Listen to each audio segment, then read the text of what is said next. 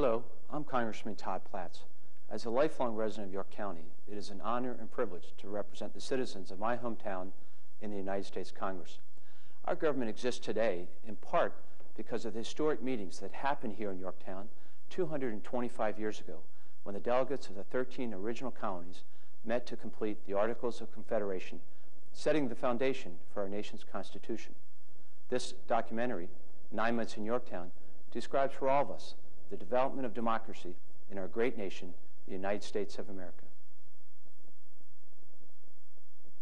9 Months in Yorktown is made possible by a grant from Arthur J. Glatfelter, the Fries Foundation, Glatfelter Insurance Group, the Kinsley Foundation, Susquehanna Pfaltzgraff Company, Thomas and Francis Wolfe Fund of York Foundation, and by contributions from viewers like you.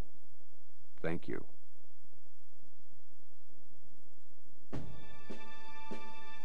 It was the summer of 1777, and for over 2 years, American colonists had been fighting for their independence from England.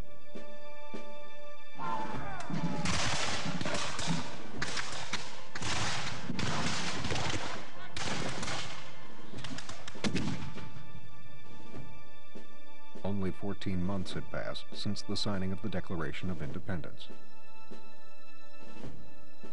Brave Continental troops, under the command of General George Washington, repeatedly engaged King George's army throughout the northern colonies.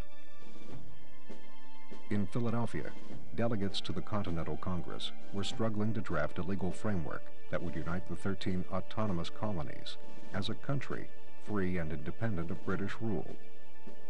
There was really only one ally on the continent of Europe whose help could be of major importance in winning the revolution.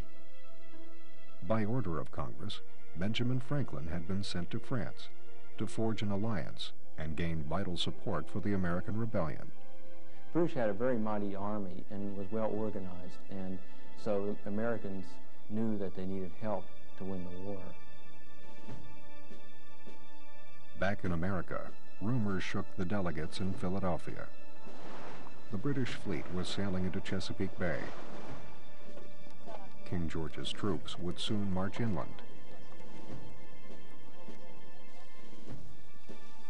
Realizing that the city was a likely target for the British forces, General Washington stationed his troops to the southwest, near the Brandywine Creek, to await the British advance. This ragtag volunteer army would be the last line of defense between the King's soldiers and America's capital city. 100 miles west of Philadelphia was the village of Yorktown, Pennsylvania. Yorktown offered few of the conveniences enjoyed by the dignitaries and socialites of Philadelphia. But it did have one advantage over the larger city. It was safe from the British.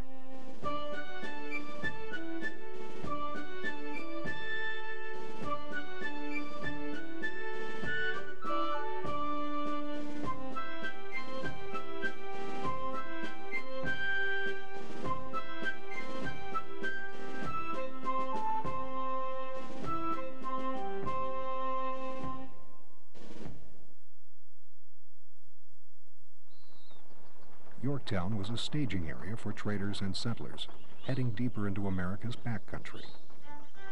It was laid out on the Monocacy Road, an Indian trail that led from the Susquehanna River down to Maryland and points south. 19th century folk artist Louis Miller filled sketchbooks with impressions of Yorktown's people and places.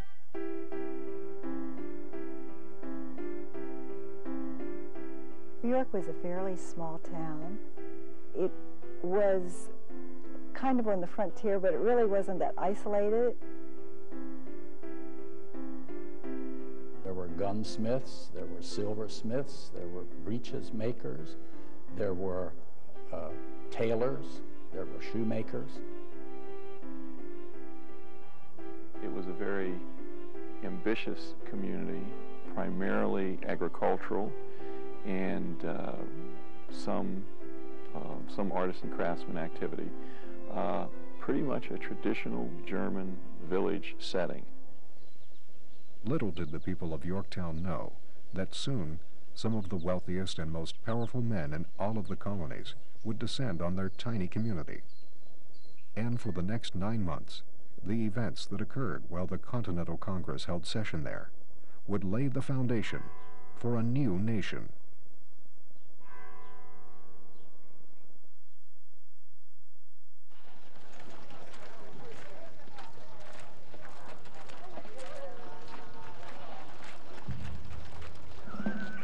At 4 a.m. on September 19th, Henry Lawrence, a delegate from South Carolina, was startled awake in his Philadelphia home with news that the British would soon cross the Schuylkill River and capture the city. Earlier that summer, Congress had agreed that if delegates were forced to leave Philadelphia, they would meet again, 60 miles to the west, in the town of Lancaster. Outside, Lawrence could hear that the streets were alive with activity. The delegates at the Continental Congress were well aware of the fact that they had committed treason by supporting the rebel patriot movement. They were potentially guilty of a treasonous act that could be punished through their execution. To elude the British Army, Lawrence, like many of the other delegates, made his way to Lancaster by an indirect route. Traveling north along the Delaware River, he picked up the Marquis de Lafayette, a French nobleman. Earlier that year, Lafayette had presented himself to Congress with other French officers, offering to fight for the American cause. Since then, Lawrence and Lafayette had become friends. This illustrious stranger, whose address and manner bespeak his birth, will have a short campaign and then probably return to France and secure to us the powerful interest of his high and extensive connections. Henry Lawrence, South Carolina. Lawrence was an important piece in that he represented a critical area in the South, South Carolina. He was an emerging leader. I wouldn't call him a prominent first-line leader at that point, but he was an emerging leader and clearly an emerging power in the South. Lafayette was a French nobleman, young French nobleman, about 20 years old at this point. He was very eager, very ambitious. He, like many European noblemen, was looking to make his mark and saw in the American Revolution an opportunity to do that. Congress had given Lafayette a commission in the Continental Army and assigned him to Washington's command. He had fought bravely at Brandywine, where he received a wound in the leg. Until he could recuperate, Lafayette would stay in Bethlehem. Lawrence continued on to Lancaster.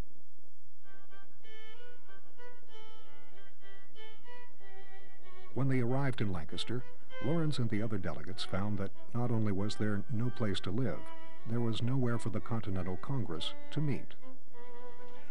Officials from Pennsylvania's state government, who had also recently evacuated from Philadelphia, now occupied Lancaster's courthouse.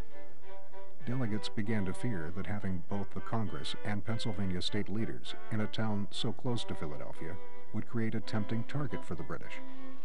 The Continental Congress had to find another refuge.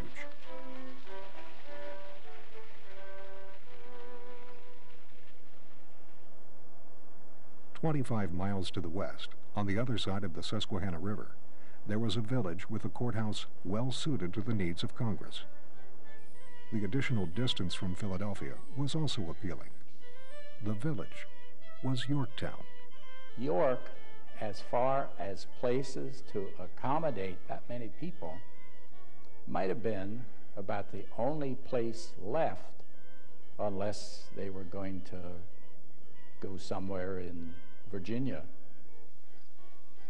One of the main attractions was the Susquehanna River, which was a mile-wide river that would keep the British pretty much at bay, or at least give a good warning if the British were to come across. It was also a 4-day march from Philadelphia, and so that would give them plenty of lead time to know that the British were coming. And another point is that they had, it was a major crossroads community, and so they knew they can go skedaddle in any direction they really needed to get away from the British.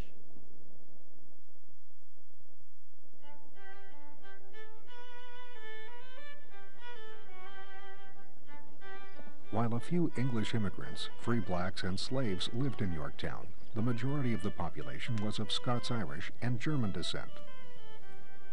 The people of this country are chiefly Germans who have schools in their own language, as well as prayers, psalms, and sermons, so that the multitudes are born, grow up, and die here without ever learning English.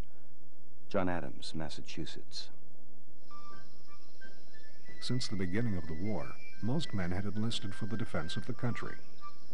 In their absence, farms and businesses were left unattended. Family finances suffered. Residents of Yorktown saw the arrival of the delegates as a financial blessing. New customers meant new money coming into their stressed local economy. Business was hurting, and what business there was had to be run by people who weren't used to running the businesses. And so at first it was believed that that would help a lot to have the Continental Congress there. They would have welcomed the congressman coming to York, but then on the other hand, they also would have had to spread their resources thinner. So it was kind of, would have gone both ways. Here was a market for their goods, but then they also wanted to have enough to support themselves. Typically, the delegates would, when they arrived in town, they would stay at a tavern. But the food and the room and the board was tremendously expensive, and so they would try to get to private residences as soon as they could. A man must pay $10 for glancing at a tavern, and 10 or 12 shillings a night for his horse gnawing on rock. I cannot afford to tarry where the same needlework, which an industrious wife would perform gratis in an hour, is charged $5. James Lovell, Massachusetts. The travel-weary delegates competed with soldiers, their own staffs, and each other for housing, food, and supplies. They often had to share small, expensive rooms with their staff or other congressional delegates. All you knew of inconvenience of a delegate's life in Philadelphia or Baltimore was a shadow to what this town produces. I heartily desire to be in my home. Whenever I get there, I shall with pleasure give up this disagreeable and tiresome office. Cornelius Harnett, North Carolina. High prices and crowded conditions were only part of the inconvenience. Many of the delegates had already been away from their wives and children for months before they moved to Yorktown. John Hancock, president of the Continental Congress, and John Adams exchanged letters with their wives from Yorktown. This is a pleasant town, and if I had you with me, I should be very easy and happy. But my intention is for Boston as soon as the campaign is over. John Hancock, Massachusetts. Abigail Adams wrote often to her husband John during their long separations. 'Tis almost 14 years since we were united, but not more than half that time have we had the happiness of living together. The unfeeling world may consider it what light they please. I consider it is a sacrifice to my country. Abigail Adams. Morale sank as the delegates settled into their new surroundings. Letters arrived from home with bad news. The businesses from which the delegates had established their wealth and power were suffering in their absence. Many of the Southern delegates owned large plantations where operations relied heavily on slave labor. Early in the war, the British governor of Virginia had offered freedom to any slave who would fight under the British flag. Thousands of slaves had run away to the British lines, affecting production throughout the South. Many of the Southern delegates were very concerned about their families and conditions back in the South because by that time the slave population was becoming somewhat of a factor in the war. Sawney, a slave from Cornelius Harnett's staff, had run away from Yorktown. Harnett was convinced Sawney also had headed east to seek freedom behind the British lines. Despite the apparent poor state of affairs, Samuel Adams of Massachusetts recognized the importance of putting on a good face for the public. Gentlemen, the eyes of the people are upon us. The tone of their feelings is regulated by ours. If we as delegates in Congress give up in despair and grow desperate, public confidence will be destroyed and American liberty will be no more. Samuel Adams, Massachusetts. On October 1st, the peal of the bell summoned the delegates to meet in the York County Courthouse for the first time. Yorktown was now the functioning capital of the new republic. In those days, the 13 colonies were like 13 different countries. And so it would be like representatives from 13 different countries meeting and trying to agree on issues. And that's what the Continental Congress was expected to do, to find ways to coordinate the efforts of 13 independent and autonomous entities. A very difficult task.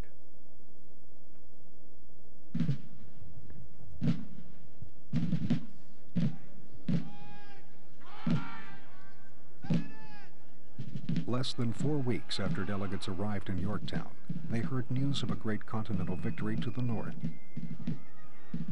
According to the rumors, General John Burgoyne had surrendered his British forces to the Continental Army in Saratoga, New York.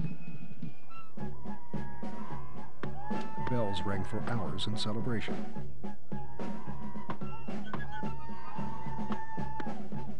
General Horatio Gates and his Continental troops had just won the most significant Patriot victory of the war. The Continental forces under George Washington just weren't having a lot of success against the British. They were beaten badly in several battles, including the Battle of Brandywine. So America very much needed a major win on the battlefield. Congress was overjoyed at news of Saratoga. It meant, on one hand, it meant that after almost a year, the Continental Army had a victory that they could be proud of. On October 17th, military ceremonies were held on the battlefield in Saratoga to officially record the British surrender. General Gates dispatched a courier, Lieutenant Colonel James Wilkinson, to deliver the official documents of the surrender to the Continental Congress in Yorktown. Days went by, then a week, but neither Wilkinson nor the official documents arrived. They had to wait for an official notice of the victory. They knew it had happened, but they had to wait for official notice of the victory. And that was probably an excruciating time for them because they recognized that they needed French assistance, they needed additional recruits, they needed lots of things that this victory could help them get, but they couldn't announce it officially until they had that official, documentation. It was of key importance for the United States of America to gain an ally. Without it, the chances of gaining victory and independence were remote. It took the victory at Saratoga while the Second Continental Congress was in York to persuade France to enter into a treaty of alliance. Nobody knew what happened to the courier. News of the surrender had to get to France, but without Wilkinson and the official documents, Congress was unable to act. Each day, the delegates grew more and more concerned. We have been in a state of tormenting uncertainties. We are out of patience. It is impossible to beat this suspense with any temper. John Adams, Massachusetts. The surrender of Burgoyne and his army receives credit, but it is unaccountable that Colonel Wilkinson, the Express, has not arrived. Surely he has fallen into the enemy's hands, or has been very remiss. Daniel Roberdeau, Pennsylvania. The British had not captured Wilkinson. The 20-year-old courier had stopped in eastern Pennsylvania to court his future bride. There was another reason for Wilkinson's delay, a matter of intrigue that would threaten the very leadership of General Washington himself. From Easton, Wilkinson traveled to Reading, where he met his friend General Thomas Mifflin at a party. That evening, Wilkinson casually revealed a letter to Mifflin. In it, General Thomas Conway wrote of his desire to have Gates replace Washington as the commander-in-chief. What a pity there is but one Gates. But the more I see of this army, the less I think it fit for general action under its actual chiefs and actual discipline. I speak to you sincerely and freely wish I could serve under you. General Thomas Conway. Word of Conway's letter found its way to Washington's headquarters. Washington was a great symbol for the Continental Army, but he was not a particularly great strategist. And by 1777, by October, November 1777, there were those who were beginning to question whether or not Washington was capable of putting together the kind of strategy that would be needed to defeat the British Army. There were several other leading citizens, such as Benjamin Rush, who definitely were impatient with Washington, and they too supported this unorganized movement, but nevertheless still a real sentiment for replacing General Washington with General Gates. Wilkinson finally arrived in Yorktown with the official documents of the surrender. It had taken him 2 full weeks to complete a journey that should have taken half that time. When Wilkinson did finally get to town, one of the delegates did propose that he be awarded a pair of spurs instead of a medal or a promotion. In late October, John Hancock, president of the Continental Congress, announced he was stepping down from his position and leaving for Massachusetts because of his own failing health and the need to attend to business affairs at home. It was a terrible blow to the Congress. Not only was Hancock one of the great political minds of his time, he was also one of the spiritual leaders of the Revolution. Upon Hancock's departure, Congress voted in its next president. A reluctant Henry Lawrence, the delegate from South Carolina, was elected to the office. Lawrence's first action as president of Congress was to proclaim a national day of Thanksgiving in celebration over the victory at Saratoga. The proclamation of Thanksgiving was a religious thank you. It was a thank you to Providence for giving them this victory. I don't think we can emphasize what a miracle perhaps this would have seemed to them. They were getting so discouraged, and then they had this victory. They thought, we can do it.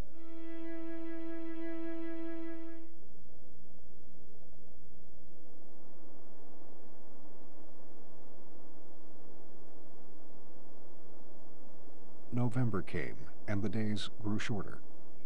Representatives of the 13 colonies continued to labor over the Articles of Confederation. The delegates of the several states are exceedingly anxious to finish this business. Many assert that the very salvation of these states depend on it, and that none of the European powers will publicly acknowledge them free and independent until they are confederated. Cornelius Harnett, North Carolina. The Articles of Confederation were ultimately crucially important to the war effort because they would create a league of friendship among the 13 autonomous states, which would enable those states to share in each other's resources in a common defense against the British.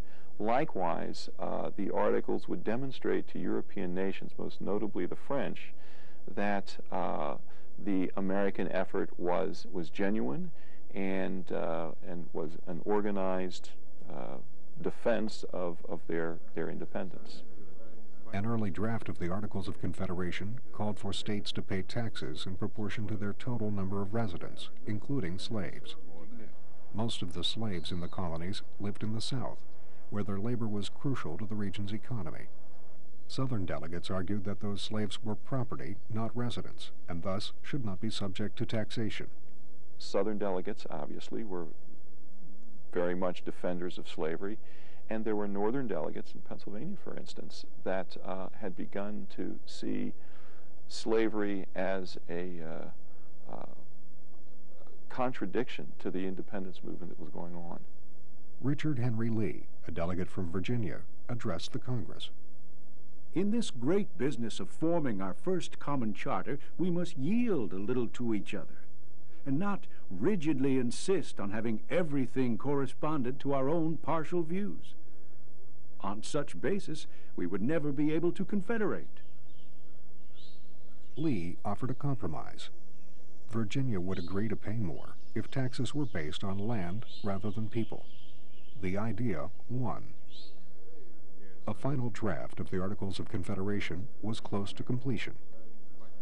The upswing in public morale that followed the Saratoga surrender was the perfect atmosphere for presenting the Articles to the state legislatures. Time was of the essence. The delegates worked later and later into the evening hours. Finally, on November 15th, roughly 2 months after the delegates first arrived in Yorktown, the Articles of Confederation were complete. The importance of the Articles was the recognition of the United Colonies, the United States, as a sovereign power. Foreign countries wouldn't come in behind America against the British until it was proven that the colonies could work together, that these 13 different countries known as colonies could work together. The next step was to get ratification, which meant 13 separate states with their own political structures and their own political tensions would have to approve this document, the Articles, before the Articles were truly ratified, were truly operational. The rush for completion had left the Articles far from perfect. The document gave Congress authority to deal with a broad range of federal issues. Congress could appoint military officers, oversee Indian relations, and control foreign affairs, war, and the Postal Service. However, Congress did not have the power to enforce its authority on the new nation. Instead, it had to rely on the states to carry out its decisions. Copies of the Articles of Confederation were sent to each of the states for approval. Lawrence and the other delegates knew the same issues that had divided the Continental Congress would now divide state legislatures. Hardly is it to be expected that any plan, in the variety of provisions essential to our Union, should exactly correspond with the maxims and political views of every particular state. This is proposed as the best which could be adapted to the circumstance of all, and as that alone which affords any tolerable prospect of a general ratification. Henry Lawrence. Messengers would take at least 2 weeks to carry the Articles and the accompanying letter from Yorktown to the state legislatures of Georgia and New Hampshire. 2 to 3 months would pass before the documents would reach Benjamin Franklin and the other American commissioners in France. Congressional concerns were growing. Would the states ratify the Articles, or would the delegates have to renew their efforts? Winter would bring more questions than answers.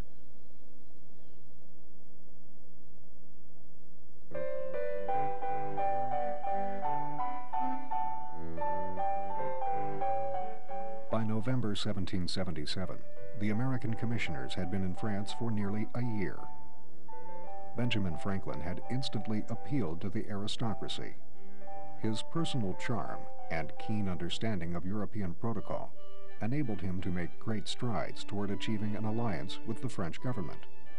The two powers were England and France, which had been competing for first place in North America for a long time. And after the French and Indian War, the French had lost out. Here was an opportunity to come back. Enthusiasm for the Patriot cause was high, but the French remained wary of offering public support to the colonial rebellion. The talks continued.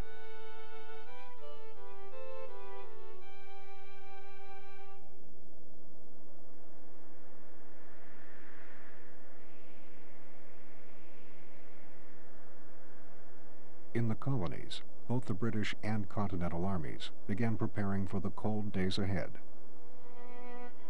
Military tradition dictated that soldiers wait out the winter months in quarters or camps rather than on the battlefields. Muddy and frozen roads hampered troop movements. Food was in short supply, and the wet weather meant soggy gunpowder. The reality of war was that weather was an intangible that could not be dealt with certainly as easily as we can today. And in battle, you wanted as few intangibles as possible. You wanted to be as predictable as possible. The winter weather was not something that was predictable. Soldiers, refugees, and even prisoners continued to arrive in Yorktown by the Monocacy Road. They faced the same scarcities of food and lodging that had plagued the delegates in the fall.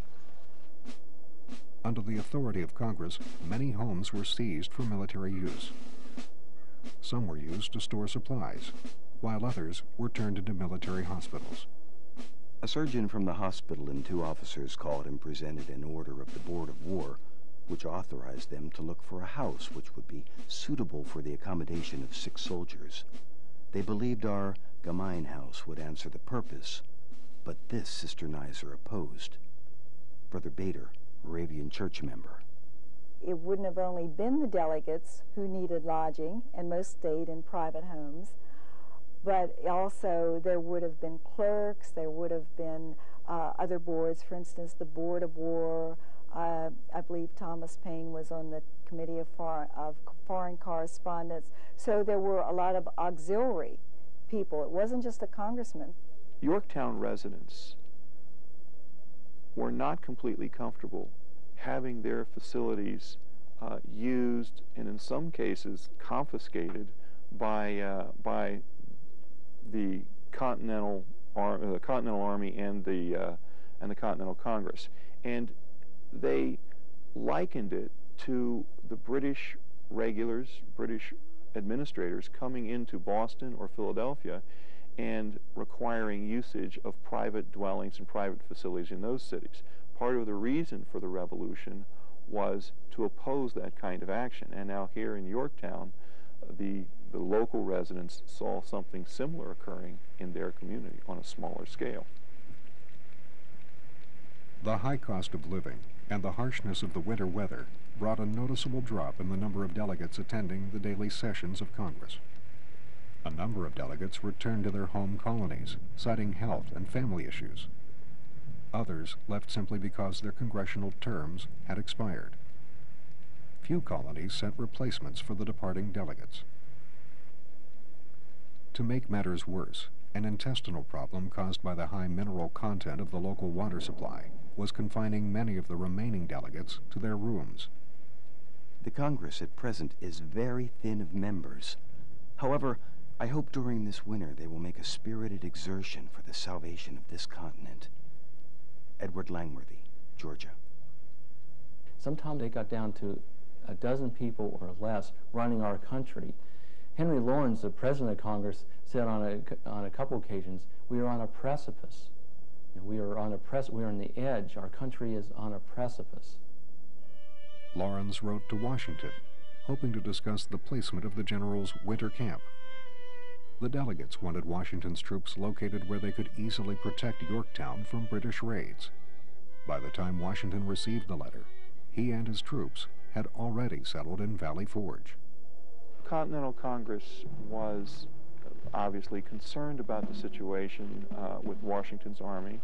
There were a few that were concerned that Washington was too close to the British, some concerned that Washington had lost or was losing touch with the British forces in Philadelphia, and that when the weather changed, that Washington would be swamped by the British Army. So there were a number of concerns about Washington encamping in Valley Forge. Ultimately, the decision was Washington's. Health problems had depleted the ranks of Congress. Now, Laurens himself was suffering from gout, a painful inflammation of the joints. When an attack confined him to his room for 3 consecutive days and nights, Laurens wrote to Congress, resigning his office. Gentlemen, your president has been confined to his chamber and in bed for 3 days and nights past, during which time he has not had 3 hours' sleep. Now he finds himself incapable of performing his duty. He is anxious to resign that honor, which he accepted only in obedience to your vote. His resignation was not accepted. By Christmas, Laurens' condition required that he be carried to and from the courthouse in order to conduct business. But he couldn't quit. There were too many matters of momentous concern facing the Continental Congress. The onset of winter had brought about many desertions from the Continental Army. There were other reports of soldiers refusing work because they had not been paid. The lack of news from Franklin and the commissioners in France added to Congress's concerns. Despite his poor health and the dwindling participation of his fellow delegates, Laurens continued working. Oh, my country, shame to you, that in this great, this momentous cause, so few among your worthy sons are found zealous advocates. I will not quit my post, although I have some grounds to fear that I may perish on it.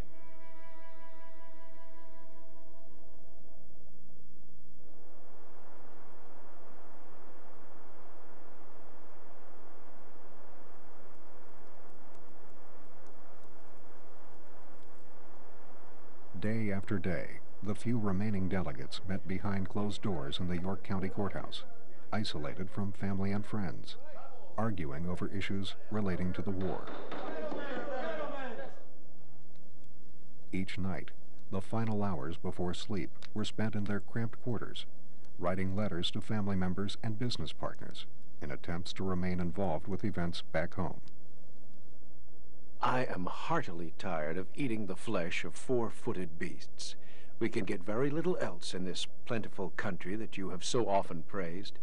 Believe me, it is the most inhospitable, scandalous place I ever was in. Cornelius Harnett, North Carolina. The toll of living in York, remote, far away from the facilities that these delegates were accustomed to, far away from the communications that they expected with family and friends, away from the conveniences of a city like Philadelphia, the most important city in the States at that time. That toll was beginning to show, and the delegates were becoming very anxious about life in York. On December 18th, the date Congress had proclaimed as a day of thanksgiving and praise, a cold rain began to fall. General Washington directed the chaplains in Valley Forge to hold services with officers and soldiers not on indispensable duty. The cold, damp air and the Army's lack of provisions affected the troops' willingness to celebrate. This being the 3rd day we have been without flour or bread, upon the whole, I think, all we have to be thankful for is that we are not in the grave with many of our friends. Lieutenant Colonel Henry Dearborn, Continental Army. Many members of Congress wondered why Washington's forces did not mount an attack on Philadelphia to drive out the British. Certainly, Gates would not be this ineffective as commander-in-chief. Washington knew the well-fed and well-rested British forces living in Philadelphia would easily crush a continental advance.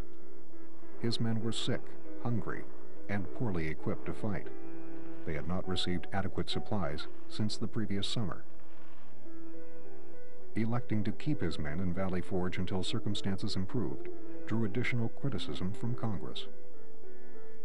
I can assure these gentlemen that it is a much easier and less distressing thing to draw remonstrances in a comfortable room by a good fireside than to occupy a cold, bleak hill and sleep under frost and snow without clothes or blankets. General George Washington.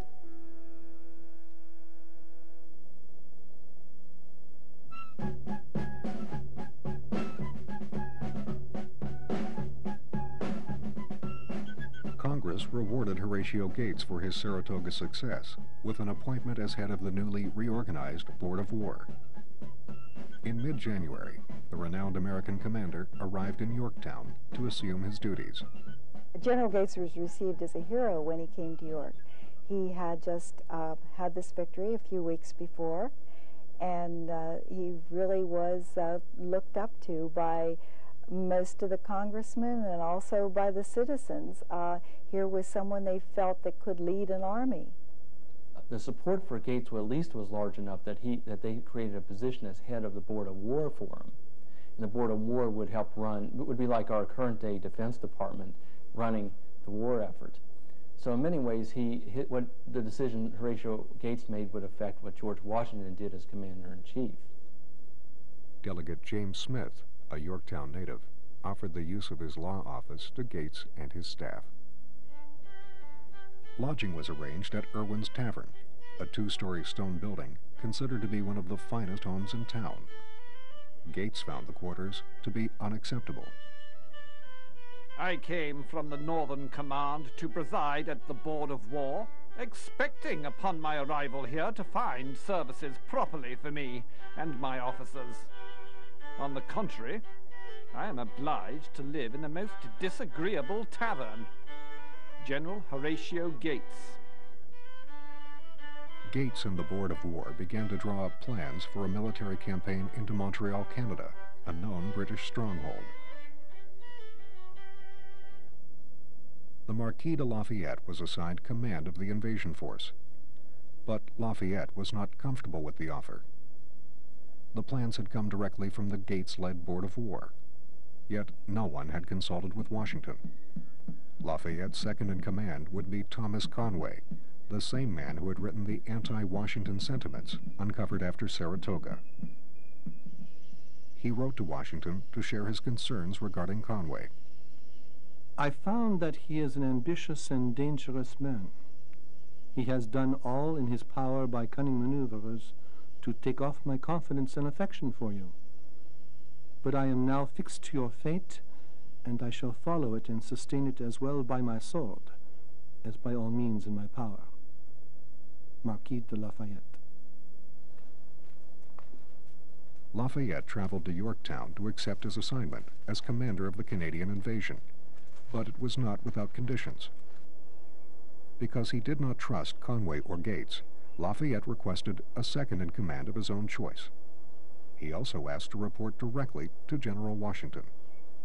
He informed the board that if his demands were not met, he was prepared to resign from the Continental Army and return to France, taking several French officers with him.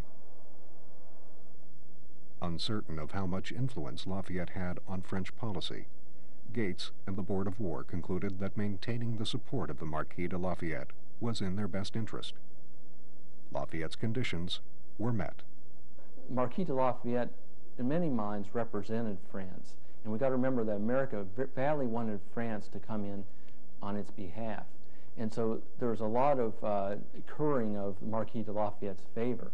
Lafayette was not as comfortable with Gates as he was with Washington. He admired Washington. He ultimately revered Washington. And when Lafayette voiced some concern about the plans that Gates was making, the Continental Congress listened to Lafayette. Before leaving for Canada, Lafayette joined Gates and other members of the Board of War for dinner on the second floor of Gates's residence. Late in the gathering, Lafayette rose from his chair. He referred to the numerous toasts that had already been offered in the interests of the American government and the prosecution of the war. Then, he reminded the board members that there was one man who had not been recognized, the Commander-in-Chief at Valley Forge.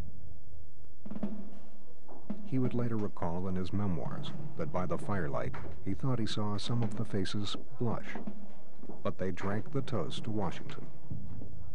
Congress was trying to send General Lafayette on an expedition to Canada.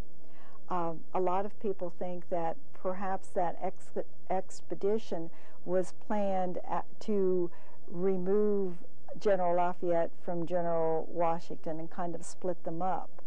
Lafayette was aware of the political tensions and divisions that were occurring, and he knew that this toast would be an opportunity for him to unofficially, and if nothing else symbolically, demonstrate his unwavering support for George Washington.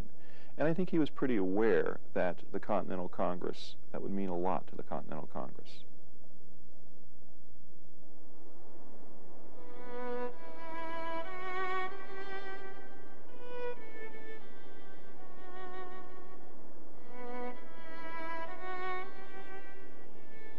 As each winter day passed, soldiers in Valley Forge continued to endure cold and hunger. Many became sick. Some died. The stories of the suffering army and stark living conditions in Valley Forge brought discouragement and despair to the residents of Yorktown and the delegates in Congress. Despite the poor state of the Revolution, Henry Laurens and the few delegates who remained with him in Yorktown refused to give up the dream for America's independence. Shortly after Lafayette's departure from Yorktown, another European officer arrived. Friedrich Wilhelm Augustus von Steuben's experiences in the Prussian army gave him a wealth of tactical knowledge that was unheard of, even to the British. He was sent to Valley Forge, assigned as drill master, and charged with transforming the ragged soldiers into a highly trained fighting force. He was the military professional that the Continental Army lacked. Washington was not of that stature in terms of knowing how to train men and how to manage the forces. Von Steuben brought that expertise to Washington's army.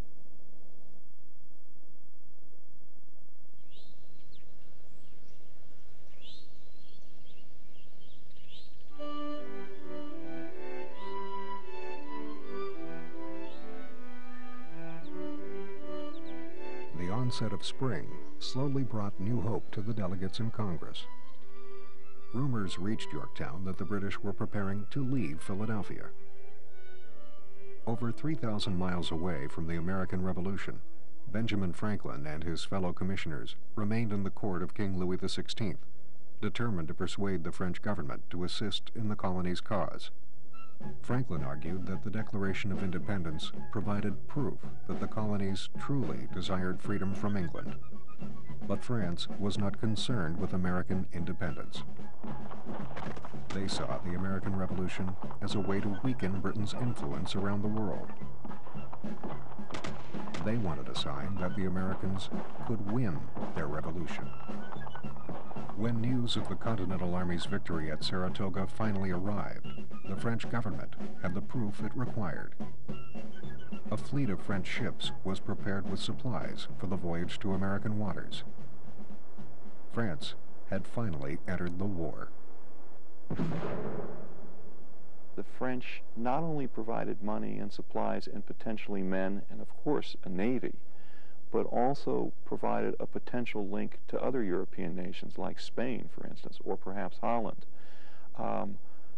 Likewise, the French would provide a significant diversion for the British, because now they would have to worry about a major European power as well as these rebels in North America.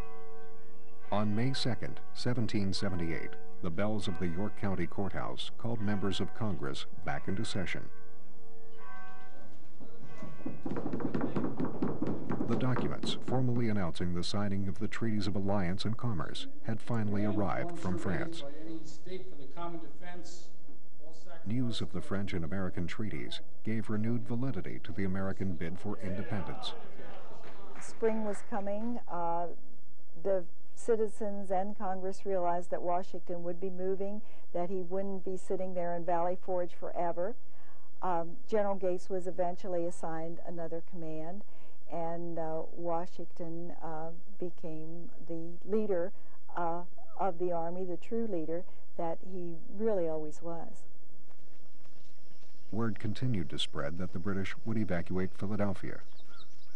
Hundreds of Tories seeking forgiveness and protection fled the city to Washington's camp in Valley Forge. British decided that they would go back to New York and kind of regroup there, and then try their hand at the South in the southern United States and try to win the war down there, because they weren't having a lot of success up here, particularly after the Battle of Saratoga and the hard winter that followed. Soldiers began deserting the British Army. In a final attempt to maintain the Crown's influence on the colonies, King George sent a letter to Yorktown offering peace, but not independence.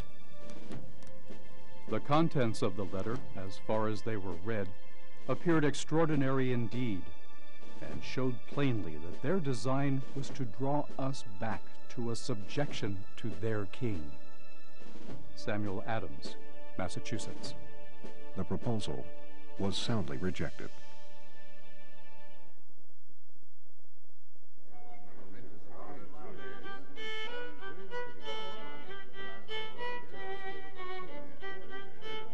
On June 19th, a letter from George Washington reached Yorktown. British command had ordered troops back to New York. Almost 9 months to the day from when Henry Lawrence and so many other patriots had evacuated the city, the Continental Army had control of Philadelphia.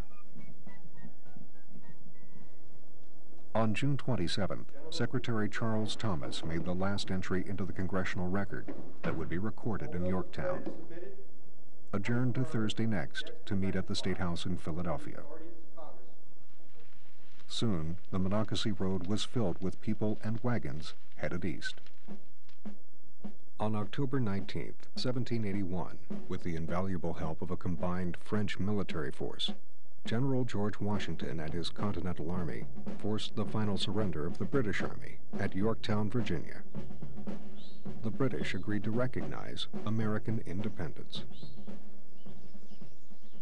Between September 1777 and June of 1778, against a lot of odds, the Second Continental Congress did fight a good fight. They elected a new president, Henry Lawrence, to replace John Hancock. Then their leaders, two of their leaders, John and Samuel Adams, left. They also reorganized their Department of Defense. And then lastly, they adopted the Articles of Confederation. So it goes to show that even in adverse conditions, you can do great things. It was a legacy to the country because of the important things that happened here, the Articles of Confederation, the treaties with France, where we gained the support of France, which we desperately needed. The Articles of Confederation had provided for a loose federal union of the colonies throughout the war, and had become the first constitution of those independent states. They served as the nation's constitution until May 1787, when a national constitutional convention convened in Philadelphia to address the document's weaknesses. By the time that the Continental Congress left York, York had become part of the mainstream of American society and government and economics. It had a market economy. It had a future-oriented population that now included an increasingly diverse population. The Continental Congress brought about 2 generations of progress into York in the space of about 9 months. In 1789, Congress, by unanimous vote, elected General George Washington president and John Adams vice president of the United States. The location for a permanent seat of government was now open for debate. Thomas Hartley, a Revolutionary War veteran and representative to Congress from York County, spoke for York as America's permanent capital. Here, in the hour of our struggle, when our difficulties tried the souls of men, the virtuous patriots of America sat down and consulted for our safety, ratified the alliance with France, and waited with anxious expectation until Providence gave them deliverance. Although York was not selected as the site for America's first capital, it will be forever remembered as the small and modest frontier town where passionate congressional debates raged, military strategy was plotted, and the great statesmen of the 18th century met to direct the course of a new nation.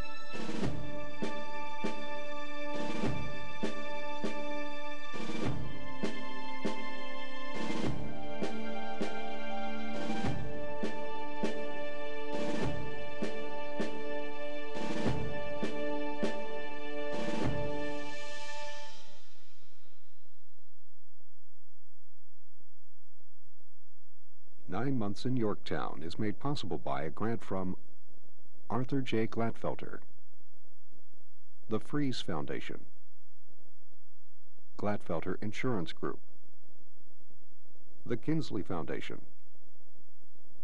Susquehanna Pfaltzgraff Company, Thomas and Francis Wolfe Fund of York Foundation, and by contributions from viewers like you. Thank you. For information on ordering a videocassette copy of this program, or the companion book, 9 Months in Yorktown by James McClure, call 717-848-1587.